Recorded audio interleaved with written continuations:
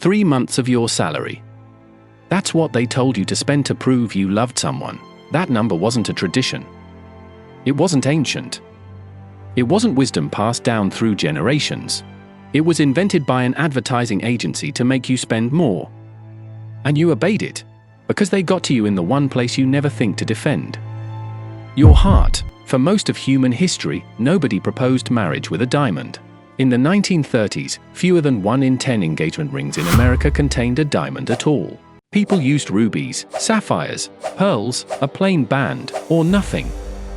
The diamond engagement ring, the thing you now think of as ancient tradition, as something that has simply always existed. It was not discovered, it was not inherited from our grandparents.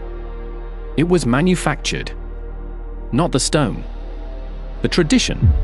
This is not a story about jewelry.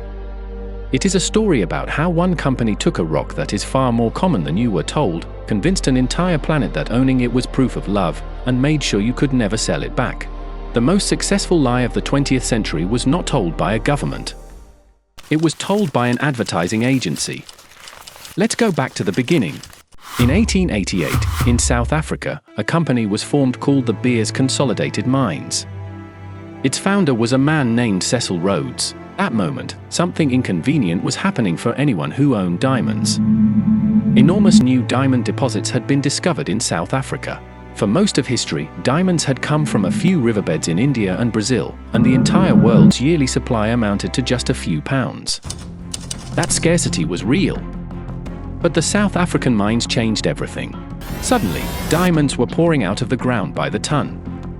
And here is the problem with that. If you are in the diamond business, the more of something there is, the less it is worth.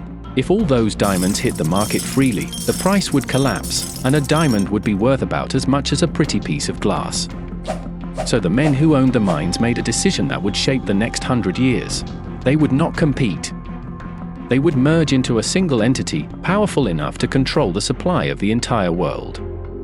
They would decide how many diamonds the world was allowed to see, and they would keep the rest locked away. Let's step back and understand what that actually means. Diamonds were no longer rare because nature made them rare.